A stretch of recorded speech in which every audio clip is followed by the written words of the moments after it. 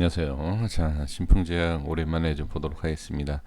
이제 많은 분들이 이제 댓글에 신풍제약에 대해서 좀 말씀을 해주셔서 자, 한번 보도록 하겠습니다. 일단은 기준은 예전에 제가 거의 뭐 1년 동안 분석을 했었던 그 기준 차트의 그 라인 가격을 가지고서는 말씀드릴 것이고요. 지금 뭐 탈세, 뭐 비자금 이런 얘기도 나오고 있고, 그리고 이제 또 얘기 나온 게 뭐냐면 이제 경구용 치료제, 코로나 치료제 임상 이런 내용도 같이 이렇게 나오고 있는데, 일단은 어떤 내용이 나오던 주가가 어떤 식으로 먼저 뭐 하락을 한다든지 먼저 상승한다든지 그러니까 위치상에 대한 흐름이 좀 중요합니다. 그래서 뭐 악재가 먼저 나와서 어떻게 나오고 호재가 뭐 어떻게 나와서 가격이 어떻게 올라가고, 일단 그 위치에 대한 것이 이제 가장 중요하다라고 제가 말씀을 좀 드릴 수가 있습니다. 그러니까 제가 이제 자주 말씀드리지만 호재 때문에 올라갈 것 같으면 어디에서 어떻게 올라가고 악재 때문에 어떻게, 그 내용만 갖고서는 우리가 매매한다라는 것은 사실 어려워요. 물론 차트만 갖고도 매매한다는 게 어렵지만, 근데 흐름상으로 본다 그리고 기준 잡는 것은 확실히 이제 기술적으로 보는 것이 저는 편하지 않을까 이렇게 이제 말씀드려 보겠고요. 그리고 지금 개인들만 지금 계속 매수를 하고 있었고요. 그러니까 안 좋은 내용이 나오기 전에 이 수급을 보면 개인들만 계속 매수를 했었어요. 그리고 기관과 외인은 열심히 그동안에 계속 매도를 하고 있었던 것을 확인을 할 수가 있습니다. 그러니까 지금 시점에서 이런 개파락, 안 좋았던 모습, 그리고 갭상승하고 나서 그 이후에 상승을 못하고 있었던 이 흐름을 봤을 때 한번 생각을 해보시면 좋을 것 같아요. 기관과 외인은 열심히 매도, 개인은 열심히 매수. 그럼 과연 이 내용을 몰랐던 주체는 누구일까? 이렇게 한번 생각을 해볼 수 있지 않나, 좀 말씀을 드려보겠고요. 그리고 이제 자, 차트를 가지고서 말씀드려보면 이 전에 자, 이 위치를 갭으로 띄워서 한번 돌파가 나왔어요. 돌파가 나오고 나서, 자, 잠깐만요. 여기 색깔을 좀 칠해볼게요. 자, 이렇게. 그리고 이 밑에도 아예 이렇게 같이 이따 설명드릴 거니까 자, 이렇게 설정을 해볼게요. 자, 말씀드려 보겠습니다. 자, 여기는 강한 저항자리예요.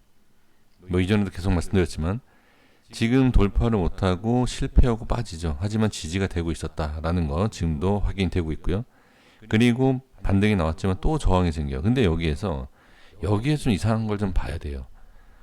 자, 이렇게 빠졌기 때문에 여기가 이상하다, 이게 아니에요. 지금 이런 갭상승을 하고 나서 밀리고 자리를 지키죠. 여기까지는 이게 이상하다라고 볼 수는 없어요. 하지만 지금 이 위치에서 다시 갭상승하고 저항 또 생기고 이렇게 뚫으면 돼요. 이 위치만 지지를 하고 올라가면 이상하잖아요. 근데 지금 보면 이상하다라고 이제 느끼기 시작하는 것이 바로 여기에요, 여기. 갭 하락. 갭 하락 이후에 저항이 생기는 거. 그리고 빼는 자리. 여기가 좀 이상해요. 그리고 이게 지금 갭 하락, 또 악재라는 뭐 그런 내용을 가지고서는 갭 하락을 했기 때문에 아, 이거 좀 위험하다 이렇게 보이시지 않습니까? 근데 저는 그렇게 생각하지 않고요. 그냥 자연스럽게 빠져도 이 위치다. 그냥 제 서론에서 말씀드렸던 게 뭐였죠? 호재냐 악재냐 기사가 아니라 기사를 가지고서는 그 내용만 갖고 한다라고 하면 이게 분석 해석 자체가 안 돼요. 그럼 제가 무슨 말씀을 드리려고 하냐면 악재 때문에 개파락을 했지만, 자 보세요. 자, 이 위치를 보면 제 이 색칠한 부분의 박스 여기에서는 자, 어떤 모양이 나와도 이겨내셔야 된다. 이 안에서만 반등이 나오면 된다. 그리고 이 밑으로 빠졌을 때 문제된다. 그 내용을 제가 계속 말씀드렸어요. 자, 그러면 지금 현재 위치를 보시면 보세요. 여기 이 위치 최저점에 대해서, 자, 물론 밀리긴 했지만 이 위치와 그리고 자, 저항이 생기는 위치를 보세요. 이렇게. 자, 여기가 뭐 어떤 의미를 말씀드리냐면 최저점에 대해서 지지를 받는 자리예요, 여기. 근데 이 갭 하락으로 밀었죠. 그러면 여기에서 호재가 나오던 악재가 나오던 악재가 나오면 바로 더 밀려야 돼요. 말 그대로 악재가 나오면 이거 끝이다. 근데 빠지지 않습니까? 예, 빠지지 않아요. 그러니까 무조건 악재다라고 해서 빠지는 게 아니고 호재다라고 해서 무조건 올라가는 게 아니다라는 거죠. 그러니까 지금 제가 이제 말씀드리고 싶은 게 뭐냐면, 자, 이 악재가 나오고 나서 추가락이 나와서 완전히 벗어나면 이건 문제가 되죠. 주가상으로. 근데 지금은 호재가 나오던 어떤 모양이 나오던 일단 자리를 지켜야 하는 최저점, 전 저점이 지금 저항이 생긴다라는 것은 분명히 보여지고 있다. 그러면 이 위치를 올라와야 된다. 단기적으로 봤을 때는 가장 중요한 건 이거예요. 이 위치를 올라오지 못하면 뭐 호재가 있던 뭐가 있던 아무 의미가 없다라는 거죠. 그래서 이제 기술적으로 봤을 때 지금은 이 위치는 그냥 자연스럽게 빠지던 악재 때문에 빠지던 그냥 시간이 빨라서 지금 이렇게 그러니까 시간이 좀 빠르다라는 것이지 빠질 자리는 빠지는 거예요. 그럼 지금 상황에서는 저항이 생기는, 자, 악재가 있는데 추가락이 나오지 않고 있죠. 그리고 호재가 나온다 하더라도 지금은 저항이 생기는 구간이기 때문에 윗꼬리가 생기고 상승을 못하고 있다. 그러면 결론이 지금은 이 부분 최저점에 대한 저항이 생기는 것과 그리고 개파락이죠. 이 두 가지 조건을 봤을 때는 일단 횡보가 가장 좋아요. 횡보가. 물론 상승이 나오는 게 가장 중요하죠.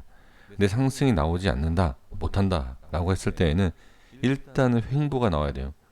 그렇지 않으면 빠지고 나서 이 갭에 대한 부분까지 이렇게 상향하는, 이게 바로 유중에서 나오는 패턴이랑 비슷한 패턴입니다.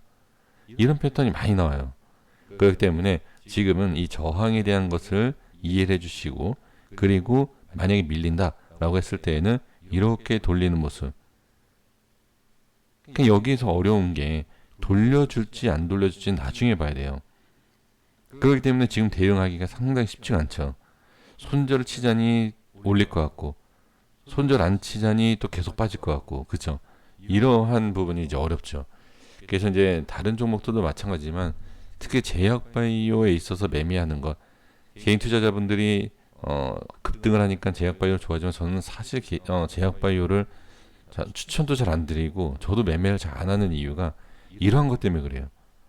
제약바이오 특징, 그러니까 뭐 어떤 다른 뭐 악재든 어떤 악재가 있던 이러한 모습들이 많이 나와요. 그래서 이런 거는 좀 미리 생각을 해주시고, 다시 말씀드리지만 결론은 저항이 생기면서도 횡보를 하는 건 상관이 없지만 이탈이 됐을 때에는 시간과 그 다음에 반등의 위치를 밑에서 따로 잡아야 돼요.